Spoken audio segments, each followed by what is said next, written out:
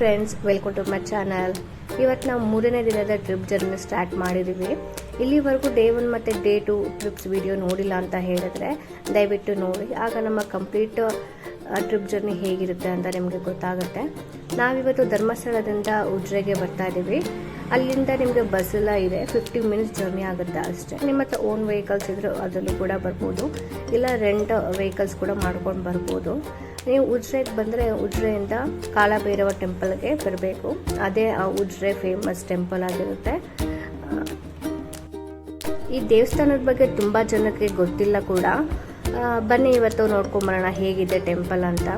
ಹೆಸರು ತಕ್ಕಂತೆ ಕಾಲಭೈರವ ಯಾವ್ಯಾವ ಕಾಲಕ್ಕೆ ಏನಾಗಬೇಕು ಅಂತ ದೇವರು ಡಿಸೈಡ್ ಮಾಡಿರ್ತಾರೆ. ಬಟ್ ನಾವೊಂದು ಅಪ್ಲಿಕೇಶನ್ ಹಾಕಬೇಕು ಅಷ್ಟೇ.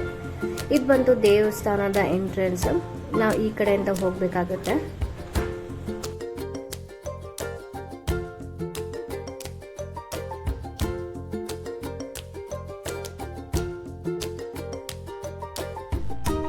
ಈ ದೇವಸ್ಥಾನ ಮಾತ್ರ ತುಂಬಾ ಚೆನ್ನಾಗಿದೆ. ಅಕ್ಕಪಕ್ಕ ಎಲ್ಲ ಬೆಟ್ಟ ಇರೋದ್ರಿಂದ ಅದರ ಮಧ್ಯೆ ಈ ದೇವಸ್ಥಾನ ಇದೆ. ತುಂಬಾ ಚೆನ್ನಾಗಿದೆ ದೇವಸ್ಥಾನ ಎಲ್ಲ. ಇದು ದೇವಸ್ಥಾನ ಸ್ಪೆಷಾಲಿಟಿ ಏನು ಅಂತ ಹೇಳಿದ್ರೆ, ಈಗ ಏನಾದರೂ ಪ್ರಾಬ್ಲಮ್ಸ್ ಇದೆ ಅಂದರೆ ಏನಾದರೂ ಆನ್ ಟೈಮ್ಗೆ ಆಗಿಲ್ಲ ಅಂತ ಹೇಳೋರಿಗೆ ಇಲ್ಲಿ ಬಂದು ಅರ್ಕೆ ಹೊತ್ಕೋತಾರೆ. ಅದೇ ಇಲ್ಲಿನ ಸ್ಪೆಷಾಲಿಟಿ. ನಾವು ಕೂಡ ದೇವ್ರ ದರ್ಶನ ಮಾಡ್ಕೊಂಡ್ವಿ. ನಮ್ಮ ವಂಶಿ ನೋಡಿ ಇಲ್ಲಿ ಬಂದರು, ಅವಳು ಎಂಜಾಯ್ ಮಾಡ್ತಾ ಇದ್ದಾಳೆ. ಅವಳು ಎಲ್ಲೋದ್ರೂ ಹಾಗೆ ಅವಳು ಎಂಜಾಯ್ಮೆಂಟ್ ಅವಳು ಮಾಡ್ತಾ ಇರ್ತಾಳೆ.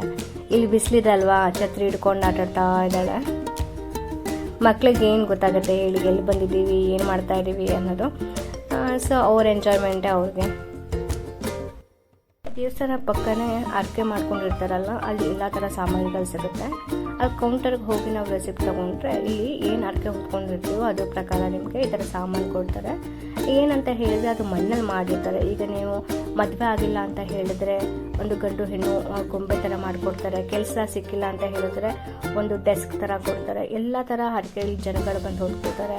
ಮನೆ ಆಗಿಲ್ಲ ಅಂತ ಹೇಳಿದ್ರೆ, ಮನೆ ಇನ್ ಕೇಸ್ ಹುಷಾರಿಲ್ಲ, ಕೈ ನೋವು, ಕಾಲು ನೋವು, ಏನಾದರೂ ಹಾರ್ಟ್ ಪ್ರಾಬ್ಲಮ್, ಎಲ್ಲ ಥರ ಜನಗಳು ಬಂದು ಹರಕೆ ಹೊತ್ಕೋತಾರೆ. ಇಲ್ಲಿ ನೋಡಿ ಜನಗಳು ಅವರ ಹರಕೆನ ದೇವರಿಗೆ ಸಲ್ಲಿಸೋಕ್ಕೆ ತಗೊಂಡು ಹೋಗ್ತಾ ಇದ್ದಾರೆ. ನಾವು ನೋಡ್ತಾನೆ ಇದ್ದೀವಿ. ಬಟ್ ಜನಗಳಂತೂ ಬರ್ತಾನೆ ಇದ್ರು. ತುಂಬ ಜನ ಅವರ ಹರಕೆನ ಸಲ್ಲಿಸ್ತಾನೆ ಇದ್ರು. ನಮ್ಮ ಅಪ್ಪ ಅಮ್ಮ ಕೂಡ ಹರಕೆ ಮಾಡ್ಕೊಂಡಿದ್ರು, ನಮಗೆ ಒಳ್ಳೆ ಕಡೆ ಕೆಲಸ ಸಿಗಲಿ ಅಂತ. ಹೌದು, ಅದು ನಿಜ ಕೂಡ ಆಗಿದೆ. ನಾನು ಮತ್ತು ನಮ್ಮ ಅಕ್ಕ ಒಳ್ಳೆ IT ಕಂಪ್ನಿಲಿ ಕೆಲಸ ಮಾಡ್ತಾ ಇದ್ದೀವಿ. ಆಮೇಲೆ ಈಗ ದೇವಸ್ಥಾನ ಆಪೋಸಿಟ್ ಈ ಥರ ಒಂದು ಕಲ್ಯಾಣಿ ಇದೆ. ಅದರೊಳಗಡೆ ಹೋದರೆ ಒಂದು ದೇವ್ರು ಸಿಗುತ್ತೆ. ಆ ದೇವ್ರು ಹೇಗಿದೆ ಅಂತ ಹೇಳಿದ್ರೆ, ಕಾಂತಾರದಲ್ಲಿ ರಾಜನಿಗೆ ದೇವ್ರು ಸಿಗುತ್ತಲ್ಲ, ಸೇಮ್ ಅದೇ ಥರ ಇದೆ. ನಾವು ಅಲ್ಲಿ ಹೋಗಿ ದೇವ್ರ ಹತ್ರ ನಮ್ಮ ಆಸೆ ಏನಿದೆ, ನಮ್ಮ ಬೇಡಿಕೆ ಏನಿದೆ ಅನ್ನೋದು ನಾವು ಬೇಡ್ಕೋಬೇಕಾಗತ್ತೆ. ಅದು ನೆರವೇರಿದ ಮೇಲೆ ಬಂದು ಇಲ್ಲಿ ಹರಕೆ ಸಲ್ಲಿಸಬೇಕು. ಇದೇ ದೇವಸ್ಥಾನದ ಸ್ಪೆಷಾಲಿಟಿ. ಸೊ ಅಲ್ಲಿ ಪ್ರಸಾದ ಕೂಡ ಕೊಡ್ತಾ ಇರ್ತಾರೆ. ಊಟ ಮಾತ್ರ ತುಂಬಾ ಚೆನ್ನಾಗಿತ್ತು, ಅದ್ಭುತವಾಗಿತ್ತು ಊಟ. ಸೊ ನಾವು ಅಲ್ಲಿಂದ ಕುಕ್ಕೆ ಸುಬ್ರಹ್ಮಣ್ಯಕ್ಕೆ ಪ್ರಯಾಣ ಬೆಳೆಸಿದ್ವಿ. ಕುಕ್ಕೆ ಸುಬ್ರಹ್ಮಣ್ಯಕ್ಕೆ ಆಲ್ಮೋಸ್ಟ್ 1.5 ಅವರ್ಸ್ ಇಲ್ಲ 2 ಅವರ್ಸ್ ಆಗುತ್ತೆ. ಬಸ್ ಫೆಸಿಲಿಟೀಸ್ ಎಲ್ಲ ತುಂಬಾ ಚೆನ್ನಾಗಿದೆ, ಆರಾಮ್ಸೆ ಬರ್ಬೋದು.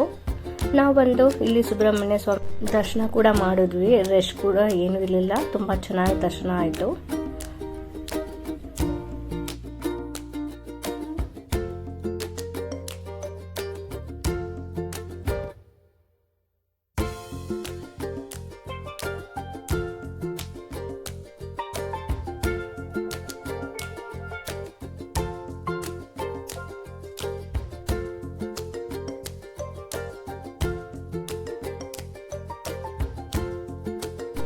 ನಾವು ಇದೇ ಹೋಟೆಲಲ್ಲಿ ಉಳ್ಕೊಂಡಿದ್ವಿ, ಶ್ರೀ ನಿಕೇತನ ಲಾಡ್ಜ್ ಅಂತ. ಇದು ದೇವಸ್ಥಾನ ಕಡೆಯಿಂದ ಇರುತ್ತಂತೆ.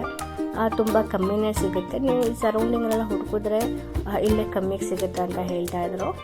ಸೊ ಅದಾದಮೇಲೆ ಸ್ವಲ್ಪ ಏನಾದರೂ ಸ್ನ್ಯಾಕ್ಸ್ ಏನೋ ಅಂದ್ಕೊಂಡು ಬಂದ್ವಿ. ನಮ್ಮ ವಂಶಿಗಂತೂ ಮಸಾಲೆ ಪುರಿ, ಪಾನಿಪುರಿ ಅಂದರೆ ತುಂಬಾ ಇಷ್ಟ. ತಿನ್ಸಿದ ಮೇಲಂತೂ ಫುಲ್ ಖುಷಿಯಾಗಿ ಡ್ಯಾನ್ಸ್ ಬೇರೆ ಮಾಡ್ತಾ ಇರ್ಲು. ನಾವು ಅದನ್ನೇ ಹೇಳ್ಕೊತಾ ಇದ್ವಿ, ಮಸಾಲೆ ಪುರಿ ಪಾನಿಪುರಿ ಬೇಗ ಮಾಡ್ತಾಳೆ ಅಲ್ವಾ ಅಂತ. ನನ್ನ ಹಸ್ಬೆಂಡ್ ಕೂಡ ಹೌದು ಅಂತ ಹೇಳ್ತಾ ಇದ್ರು. ಸೊ ನಮ್ಮ ಟ್ರಿಪ್ ಕೂಡ ಈಗ ಮುಕ್ತಾಯ ಅಂತ ಬರ್ತಾ ಇದೆ.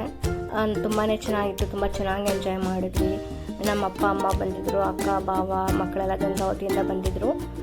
ನೀವು ಈ ಥರ ಫ್ಯಾಮಿಲಿ ಜೊತೆ ಒಂದ್ಸಲ ಗ್ಯಾದರ್ ಆಗಿ ಟ್ರಿಪ್ ಹೋಗ್ಬನ್ನಿ, ತುಂಬಾ ಚೆನ್ನಾಗಿರುತ್ತೆ. ಈ ಥರ ಆಫೀಸ್ ಕೆಲಸದಲ್ಲೆಲ್ಲ ತುಂಬ ಬ್ಯುಸಿ ಇರ್ತೀವಿ ಅಲ್ವಾ, ಈ ಥರ ಎಲ್ಲ ಸೇರಿದ್ರೆ ತುಂಬಾ ಚೆನ್ನಾಗಿರುತ್ತೆ, ರಿಫ್ರೆಶ್ಮೆಂಟ್ ಆಗುತ್ತೆ. ಎಷ್ಟೇ ಬ್ಯುಸಿ ಇದ್ದರೂ ಫ್ಯಾಮಿಲಿಗೆ ಅಂತ ಟೈಮ್ ಕೊಡಬೇಕಲ್ವಾ. ಸೊ ನಮ್ಮ ಎಕ್ಸ್ಪೀರಿಯೆನ್ಸ್ ಅಂತೂ ತುಂಬಾ ಚೆನ್ನಾಗಿತ್ತು. ನೀವು ಇನ್ ಕೇಸ್ ಹೋಗಿದ್ರೆ ನಿಮ್ಮ ಎಕ್ಸ್ಪೀರಿಯೆನ್ಸ್ ಹೇಗಿತ್ತು, ಹೇಗೆ ಎಂಜಾಯ್ ಮಾಡಿದ್ರಿ ಅಂತ ನನಗೆ ಕಮೆಂಟ್ ಮಾಡಿ ತಿಳಿಸಿ. ಈ ವಿಡಿಯೋ ಇಷ್ಟ ಆದರೆ ಲೈಕ್ ಮಾಡಿ, ಕಮೆಂಟ್ ಮಾಡಿ.